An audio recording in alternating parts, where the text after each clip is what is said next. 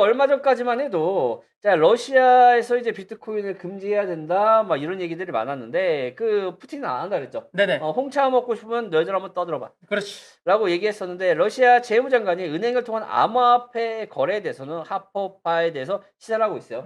이제 러시아 같은 경우는 뭐 채굴도 굉장히 많이 하고 있는 국가들이잖아요. 네. 채굴도 많이 하는 국가에다가 이제 암호화폐를 활성화될 확률이 높다라고 생각했는데 뭐 며칠 전까지만 해도 이거 불법화되는 거 아니야. 근데 라는 생각이 많이 좀 떨어질 것 같은데 그럴 일은 이제 없어진 것 같고요. 근데 러시아 같은 경우는 암호화폐 불법화 한다 안 한다 한다 안 한다를 지속적으로 반복을 좀 하긴 했었어요. 그래도 결국에는 어. 이제 합법화해서 양성화한다라는 결정을 내렸기 때문에 우리 코인 시장에는 아주 긍정적일 것 같네요. 그다음에 이제 요즘에 또 그 메타버스 그 부동산 열풍 있잖아요. 네. 이런 거 해 가지고 뭐 이제 이 메타버스 안에서 뭐 이제 어스 같은 비슷한 걸로 해 가지고 뭐 땅 사고 이러신 분들 많은데 이런 것들이 뭐 메타버스 빅4 거래액이 5억 달러 돌파 1 년 새에 10배 정도 껑충 떴다고 얘기하는데 이거 하시면 안 됩니다. 무한한 가능성의 신대 뭐 콜럼버스야? 콜럼버스인가 신대륙을 땅 사들이는 부동산 아무튼 이거 하지 마세요.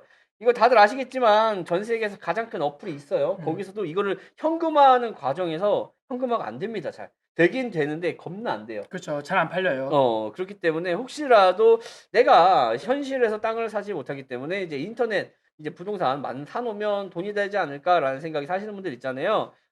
사면 안 되고요. 거래액은 늘어나고 있지만 매도가 잘 안 됩니다.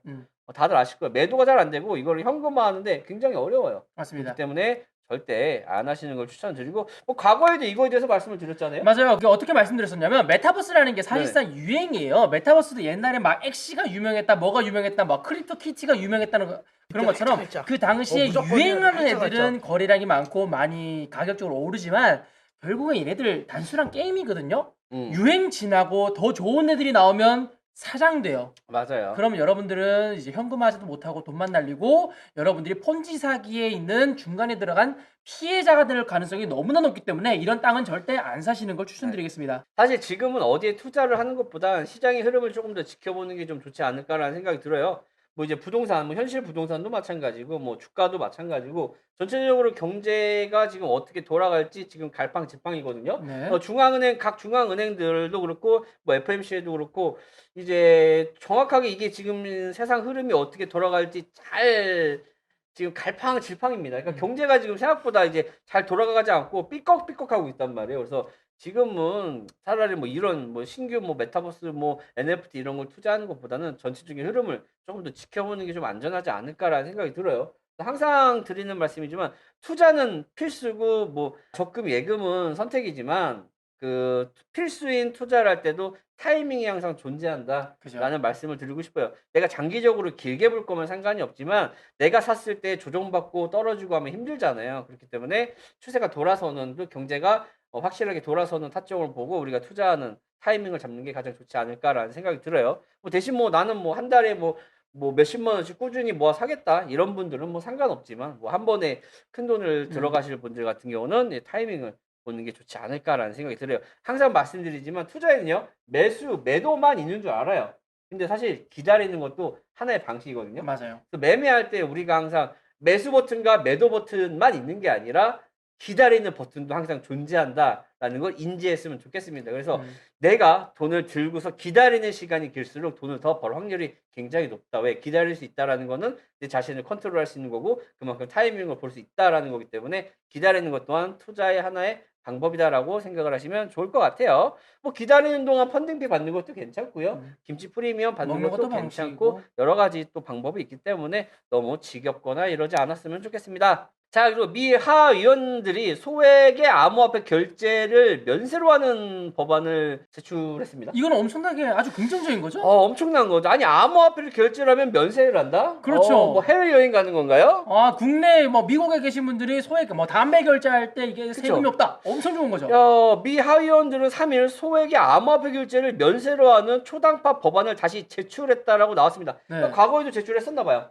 근데 다시 한번 이런 얘기들이 나오고 있어요. 근데 미국에서도 또 암호화폐에 대한 굉장히 긍정적인 얘기가 아닌가라는 생각이 들어요. 하의원뿐만 아니라 상의원도 사실 암호화폐에 대해서 굉장히 호의적인 사람들이 많이 나오고 있잖아요. 심지어 미국에 있는 이제 주지사가 코인을 만들어서 사람들에게 나누고 팔 정도면 주지사 코인이 있을 정도면 미국은 엄청나게 코인에 대해서 긍정적으로 보는 거죠. 거기다 비트코인을 이제 세금이라든지 여러 가지 납부도 한다고 하잖아요. 뭐 네. 특정 주별로 다르긴 하겠지만 어쨌든 소액의 암호화폐 결제할 때 면세로 한다면 사실 이게 굉장히 좀 호재로서 작용하지 않을까라는 생각이 조금 들어요. 나 같아도 쓸 것 같아요. 암호화폐를 결제할 때 조금 더 싸다. 그렇죠. 라고 하면 장기 무조건 투자하시는 쓰지. 분들 같은 경우는 사실 좀 좋지 않을까라는 생각이 들고 이런 것들이 좀 호재가 아닐까라는 생각이 들어요. 그래서 암호화폐 사용자 200달러 또 약 24만 원을 넘지 않는 개인의 거래에 대하면 대면세하고 세무보고의 필요성을 없애는 것인데 사실 이렇게 소액으로 쓸 수 있는 거에 대해서 이제 세금을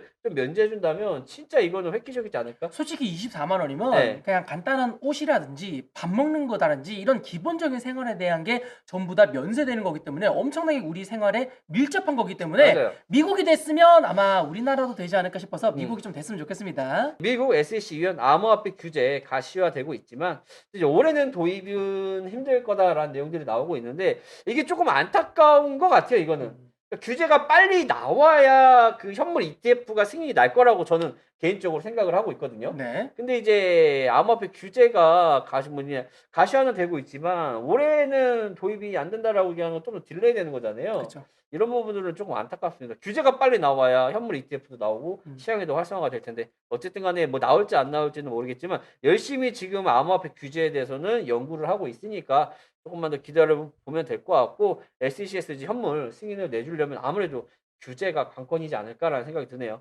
블룸버그 이제 분석가들이 올해 비트코인 원유보다 더 나은 선택이다라는 또 뉴스도 올라왔는데 다들 아시겠죠? 요즘에 원유 값이 기름값이 엄청나게 오르고 있어요 지금. 미쳤습니다. 그래서 이제 원유 가격 배럴당 90달러를 돌파했어요. 네, 옛날에 우리 네. 코로나 터졌을 때 마이너스- 기름값이 마이너스였죠. 마이너스였는데 지금은 이제 2014년도 이후에 90달러를 돌파한 건 처음입니다. 네. 그만큼 원자재 가격이 미친 듯이 올라갔기 때문에 물가가 전체적으로 다 올라갈 수밖에 없죠. 다 올랐어요. 우리가 치킨을 먹는데도 원유값이 사실 영향을 받거든요. 그죠 뭐 유통이라든지 이런 거 들어갈 때 전부 다 기름 그러니까 들어가고 맞아요. 그래서 사소한 거 하나하나에 따라서 원유값이 다 적용이 되는데 사실 시중에 돈이 많이 풀려가지고 물가가 올라가는 게 아니라 사실 원유값이 너무 많이 올라가지고 물가가 올라가는 건데 이런 걸 어떻게 잡을 수 있을까라는 걱정이 좀 드는데